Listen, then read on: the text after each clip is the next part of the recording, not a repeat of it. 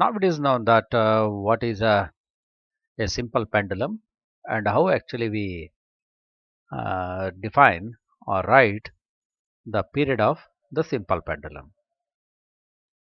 Okay, and next is physical pendulum. So physical pendulum is any object that is suspended vertically under the gravity.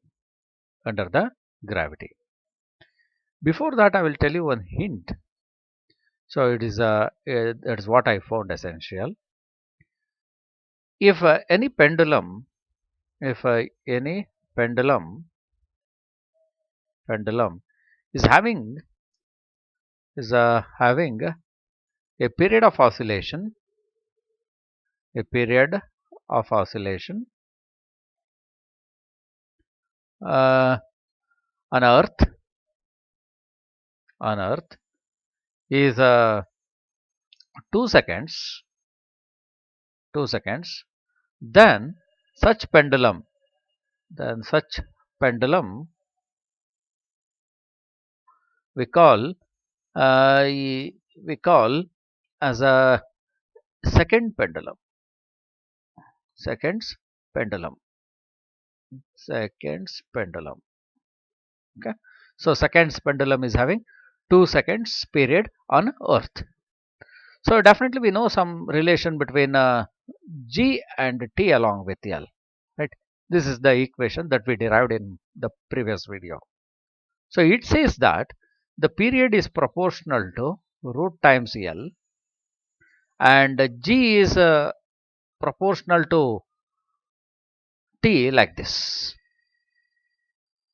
Okay, if on some other planet, if we go and oscillate the pendulum where g is more than that on earth, then period is slower.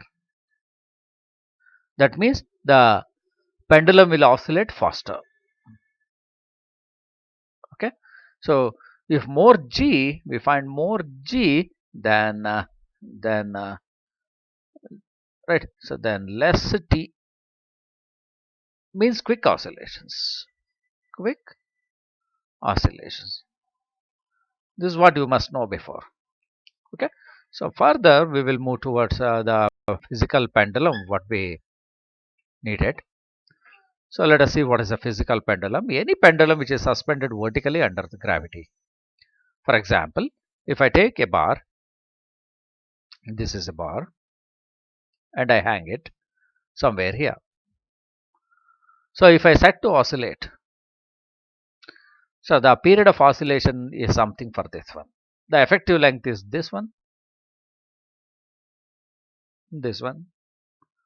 So definitely one must find the center of mass of this body. Okay, so actually I forgotten to tell you one important thing here, that is the center of mass. Say somewhere here is the center of mass. If we assume for a uniform bar, of such kind, then definitely center of mass is somewhere here. At that moment this becomes the length. So then you can find the period of oscillation using the regular formula. And next thing is say something like the carrot, something like the carrot. Okay, so if it is suspended in this way, a conical thing, okay, somewhere here, so it is a pivoted point, the center of mass may lie somewhere here. So then the effective length is this one, so the oscillation period is something more. If you reverse it, say this is how I pivot it, this carrot. So then the center of mass will be very close to this point of pivoted, right? So this is the length. Then the period of oscillation is so small, it's short time. Okay, short t, and here is longer t. More time is needed, and here less time is needed. Okay, the oscillation is quicker. and we will find such kind of physical pendulum in your higher studies. Otherwise, the course is meant for your competitive examinations. Okay, so this is about the physical pendulum. For time being, it's enough. And if I talk about the simple pendulum, which is oscillating in air, okay, which is oscillating in air. So if you leave this oscillation for short duration, the time period is fixed. If you observe the oscillation of this period for a longer time, then the amplitude of oscillation, that means the distance for which it goes on either side, reduce. Okay, so by the next time when you observe after some hours, few hours, okay, the oscillation may reduce only to this range. So finally, even after a few hours, if you observe, the oscillation may die soon. Okay, so amplitude decreases with the time. Amplitude decreases time, right? So why amplitude should decrease with time? So what's the reason? The reason is friction with air. The bob when moves through the air, right? So bob when moves through the air will flush this in reverse direction, like this. The bob has to tunnel through the air. So at that moment, we will see some kind of friction, that's called viscosity. So in air, that kind of the friction will reduce the amplitude. This reduces the amplitude, and such kind of oscillations, and such kind of oscillations where amplitude decrease with time, right? Amplitude decreases with time are called damped oscillations. Damped oscillations. Okay, so damped oscillations.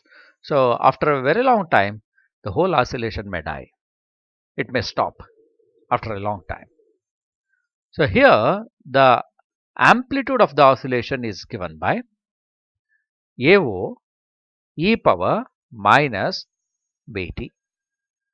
Okay, so this AO is the amplitude of the oscillation,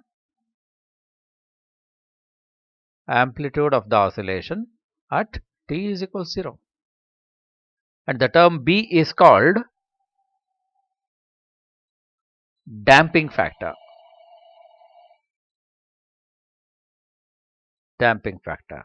We will learn about this B later in your courses like for a NEET or JEE. Okay, so this is about the damped oscillation and amplitude under this condition. So what about the natural frequency of oscillation? Okay, so natural frequency of oscillation is meant for free oscillations. Okay, so these 2 points are correlated, 21 and 22. So what actually these things are? If I set the pendulum on its own to oscillate without any hurdle, okay, I simply set it to oscillate on its own.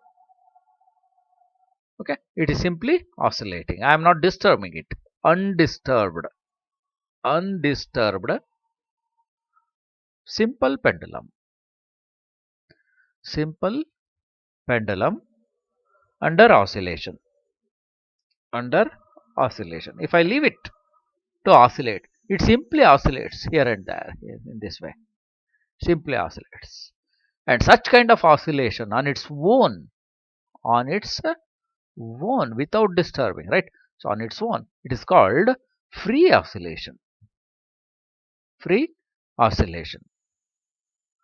The term related to the free oscillation is natural frequency. Okay.